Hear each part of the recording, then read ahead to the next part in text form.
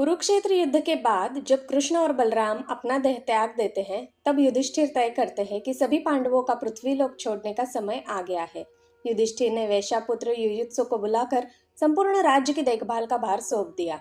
राजा परीक्षित का अभिषेक करके पांडवों ने उसे हस्तिनापुर का राजा बना दिया।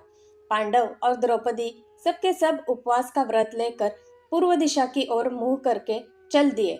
आगे आगे युधिष्ठिर चलते थे, उनके पीछे पीछे भीम थे, भीम के पीछे अर्जुन थे, उनके भी पीछे क्रमशः नकुल और सहदेव चल रहे थे। इन सबके पीछे पीछे द्रौपदी चल रही थी। वन को प्रस्तुत हुए पांडवों के पीछे एक कुत्ता भी चला जा रहा था। अर्जुन ने अपने दिव्य गांडीव धनुष तथा दोनों अक्षय तुनीरों का परित्याग नहीं किया था। वहां अग्निदेव अर्जुन से कहते हैं कि श्री कृष्ण का सुदर्शन चक्र भी अब चला गया है। गांडीव धनुष भी वरुण से मांग कर लाया गया था। अब इन्हें वरुण देव को वापस कर देना चाहिए। यह सुनकर अर्जुन ने वह धनुष और अक्षय तरकस पानी में फेंक दिए और उसके बाद वह वरुण देव के पास सुरक्षित पहुंच गए।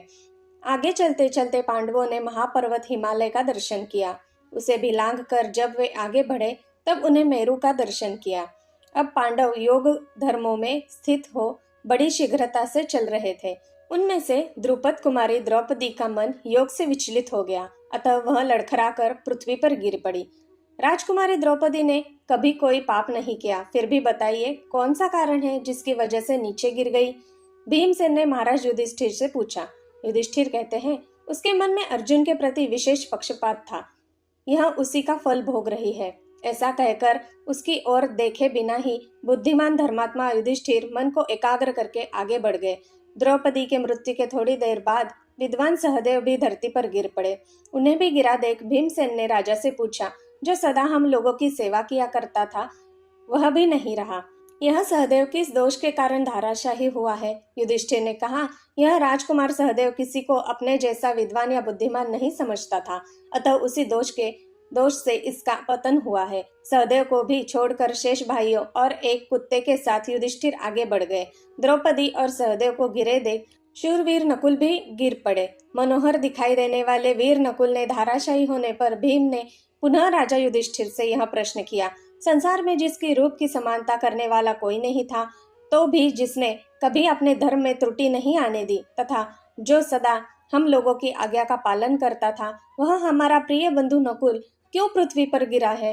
युधिष्ठिर ने नकुल के विषय में यह प्रश्न का उत्तर दिया, नकुल की दृष्टि सदा ऐसी रही है कि रूप में मेरे समान दूसरा कोई नहीं है। इसके मन में यही बात बैठी रहती थी, एकमात्र में ही सबसे अधिक रूपवान हूँ, इसलिए नकुल नीचे गिरा है। द्रौपदी तथा नकुल और सहदेव तीनों गिर गए। यह देखकर शत्रु वीरों का संहार करने वाले श्वेतवाहन पांडुपुत्र अर्जुन शोक से संतप्त हो स्वयं भी गिर पड़े। इंद्र के समान तेजस्वी वीर पुरुष सिंह अर्जुन जब पृथ्वी पर गिरकर प्राण त्याग करने लगे, उस समय भीम ने राजा युधिष्ठिर से पूछा, महात्मा अर्जुन कभी परिहास में भी झूठ बोले ऐसा मुझे याद नहीं, अतः फिर यह किस कर्म का फल है जिसे पृथ्वी पर गिरना पड़ा? युधिष्ठिर बोले, अर्जुन को अपनी शूरता का अभिमान था कि मैं एक ही दिन में शत्रुओं को भस्म कर डालूंगा, किंतु ऐसा नहीं किया जा सकता था क्योंकि उन्होंने दिव्यास्त्र का उपयोग नहीं करना चाहा। अपना कल्याण चाहने वाले पुरुष को ऐसा नहीं करना चाहिए। अर्जुन के मृत्यु के थोड़े आगे चलकर इनमें से भीम गिर पड़े। गिरने के साथ ही भीम ने धर्मराज युधिष्ठिर को पुकार कर पूछा, जरा मेरी ओर तो देखिए, मैं आपका प्रिय भीमसेन यहाँ गिरा पड़ा हूँ। यदि जानते हो तो बताइए मेरे इस पतन का क्या कारण है? युधिष्ठिर ने कहा, भीमसेन तुम बहुत खाते थे और दूसरों को कुछ भी ना समझकर अपने बल की डिंग हाका करते थे, इसी से तुम्हें भी धाराशायी होना पड़ा है। यह कहकर युधिष्ठिर उनकी ओर देखे बिना ही आगे चल दिए। द्रौपदी और चार भाई के मृत्यु के बाद युधिष्ठिर अकेले चलने लगे। एक कुत्ता भी बराबर उनका अनुकरण करता रहा। तदनंतर आकाश और पृथ्वी को सब ओर से ध्वनित करते हुए देवराज इंद्र रथ के साथ युधिष्ठिर के पास आ पहुंचे और उनसे बोले, तुम इस रथ पर सवार हो जाओ। युधिष्ठिर बोले, मेरे भाई मार्ग में गिर पड़े हैं, वह भी मेरे साथ चले, इसकी व्यवस्था कीजिए, क्योंकि मैं भाइयों के बिना स्वर्ग नहीं जाना चाहता। राजकुमारी द्रौपदी भी हम लोगों के साथ चले, इसकी अनुमति दीजिए। इंद्रदेव ने कहा, तुम्हारे सभी भाई तुमसे पहले ही स्वर्ग में पहुंच गए हैं, उनके साथ द्रौपदी भी है वहाँ। चलने पर वह सब तुम्हें मिल जाएंगे। वे सब मानव शरीर का परित्याग करके स्वर्ग में गए हैं, किंतु तुम इस शरीर से वहां चलोगे, इसमें कोई संशय नहीं है। युधिष्ठिर बोले, यह कुत्ता मेरा बड़ा भक्त है, उसने सदा ही मेरा साथ दिया है।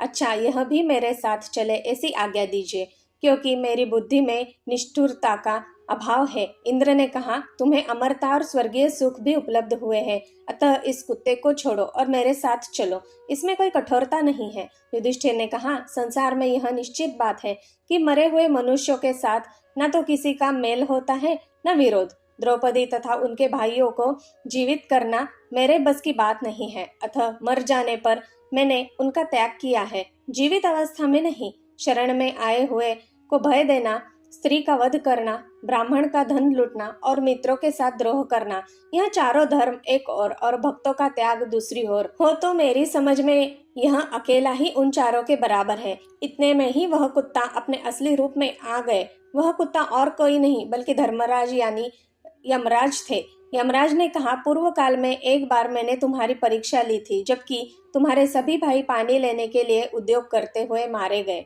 थे। उस समय तुमने कुंती और माद्री दोनों माताओं के समानता की इच्छा रखकर अपने सगे भाई भीम और अर्जुन को छोड़ केवल नकुल को जीवित करना चाहा था। यह कुत्ता मेरा भक्त है, ऐसा सोचकर तुमने देवराज इंद्र के भी रथ का परित्याग कर दिया है। यही कारण है कि तुम्हें अपने इस शरीर से अक्षय लोगों की प्राप्ति हुई है। तुम परम उत्तम दिव्य गति को प्राप्त हो गए हो। ऐसे धर्मराज युधिष्ठिर को स्वर्ग प्राप्त हुआ। द्रौपदी के साथ साथ नकुल, सहदेव, भीमसेन और अर्जुन को भी स्वर्ग प्राप्त हुआ था। नकुल और सहदेव अश्विन कुमार के पुत्र थे, तो उनको अश्विन कुमार के पास स्थान मिला। भीमसेन वायु पुत्र थे, तो उन्हें मरुत के साथ स्थान मिला। और युधिष्ठिर धर्मराज के पुत्र होने के कारण यमराज में लीन हो गए। अर्जुन तो विष्णु के अंश थे, वे श्री कृष्ण के साथ वैकुंठ धाम में चले गए। इस बात का वर्णन महाभारत गीता प्रेस संस्करण में दिया गया है।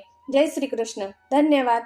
दोस्तों, मेरी सुनाई कहानियाँ अगर आपको अच्छी लगती हो तो कृपया मेरे चैनल को जरूर सब्सक्राइब कीजिएगा और जरूर शेयर भी कीजिएगा। धन्यवाद।